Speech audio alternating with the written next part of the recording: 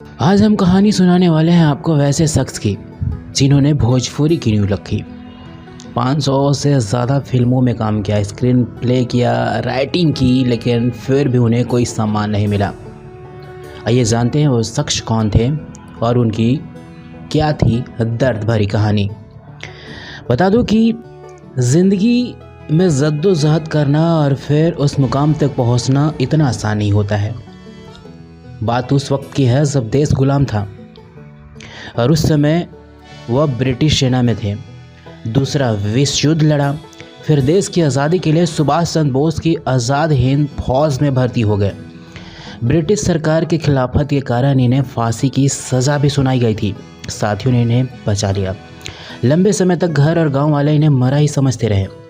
एक दिन अंग्रेज़ इन्हें ट्रेन से दूसरे शहर ले जा रहे थे तो अपने गांव के स्टेशन पर चिट्ठी फेंक कर यह सूचना घर वालों को तक भिजवाई कि यह जिंदा हैं। बता दूं कि एक कलाकार थे नज़ीर हुसैन। नज़ीर ने हिंदी सिनेमा में करीब 500 फिल्मों में काम किया और नज़ीर ही वो शख्स थे जिन्होंने भोजपुरी सिनेमा की नींव रखी। नज़ीर ने ज़्यादातर पिता, दादा और चाचा जैसे रोल ही फिल्मों में किए। 500 फिल्में देने और भोजपुरी सिनेमा को शुरू करने के बावजूद इन्हें कोई सम्मान नहीं मिला। बता दूं कि नज़ीर हुसैन का जन्म 15 मई 1922 को उत्तर प्रदेश के गांव उशिया में हुआ था। पिता साहबजाद खान इंडियन रेलवे में गार्ड हुआ करते थे। जब होश संभाला तो इन्हें भी पिता की सिफारिश से रेलवे में फायरमैन की सरकारी नौकरी मिल गई। कुछ महीने बाद फायरमैन की नौकरी से उकत कर इन्होंने ब्रिटिश आर्मी ज्वाइन कर ली। उसी समय जब दूसरा विश्व युद्ध शुरू हुआ तो आर्मी ने इन्हें जंग के मैदान पर पहुँचा दिया। कुछ समय के लिए नज़ीर की पोस्टिंग मलेशिया और सिंगापुर में भी हुई थी। माहौल बिगड़ा तो उन्होंने वार के दौरान बंदी बनाकर मलेशिया की जेल में कैद कर दिया गया। हालांकि कुछ समय बाद इन्हें रिहा कर भारत भेज दिया गया। बता दो कि भारत वापस आए तो अंग्रेज़ों की गुलामी से इनका मन भर चुका था। 40 के दशक में पहले ही देश में आज़ाद हिंद फौज बन चुकी थी जिसकी कमान नेताजी सुभाष चंद्र बोस के हाथ में थी। सुभाष चंद्र बोस से प्रेरित होकर नज़ीर भी इंडियन नेशनल आर्मी में भर्ती हो गए। बचपन से ही नज़ीर को लिखने में महारत हासिल थी। इनके हुनर को समझकर सुभाष चंद्र बोस ने प्रचार प्रसार के लिए लिखने का काम सौंप दिया। अंग्रेज़ों के खिलाफ आवाज़ उठने पर एक बार इन्हें फांसी की सज़ा सुनाई गई थी। नज़ीर को लाल किले में फांसी दी जाने वाली थी, लेकिन रास्ते में ही दोस्तों ने अंग्रेज़ों की गाड़ी पर हमला कर इन्हें बचा लिया। धीरे धीरे कहानी आगे बढ़ती गई और देश आज़ाद हुआ। आज़ाद के बाद जब इनकी हालत ठीक नहीं थी तो इन्हें सुभाष चंद्र बोस से बात किया।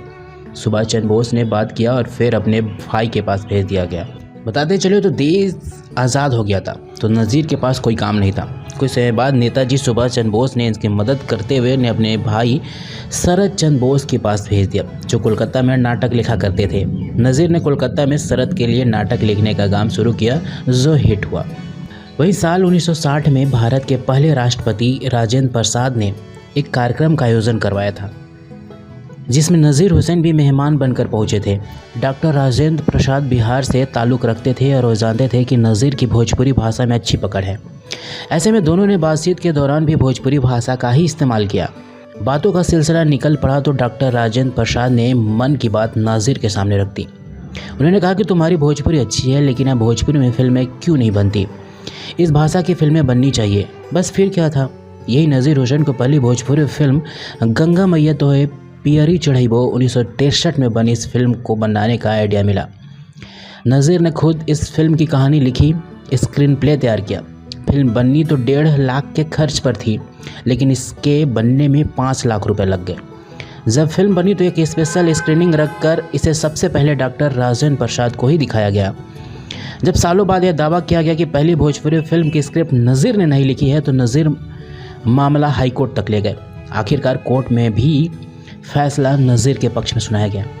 पहली फिल्म की कामयाबी के बाद नज़ीर हुसैन भोजपुरी सिनेमा में ही काम करने लगे। 1979 में रिलीज़ हुई फिल्म बलम परदेसिया से उन्होंने फिल्मों में पैसे लगाने शुरू किए।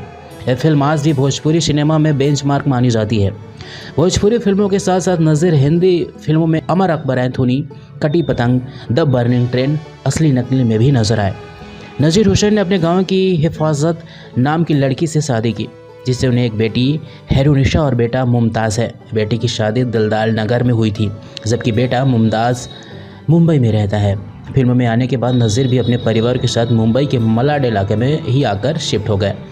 लेकिन उन्हें गांव से इतना लगाव था कि वो अक्सर फिल्मों की शूटिंग के लिए गांव जाते थे और अपने पुराने साथियों से मिलते थे। उसी गांव में आज भी उनका पुराना घर है, जहां अब स्कूल बन चुका है।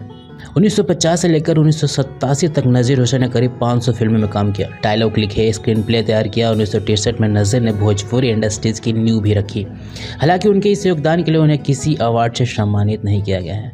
यह पूरी कहानी थी भोजपुरी की नींव रखने वाले नज़ीर हुसैन की, जिन्होंने आज़ादी से पहले और आज़ादी के बाद तक किस तरह से अपने आप को सींचा और भोजपुरी इंडस्ट्रीज़ की नींव रखी।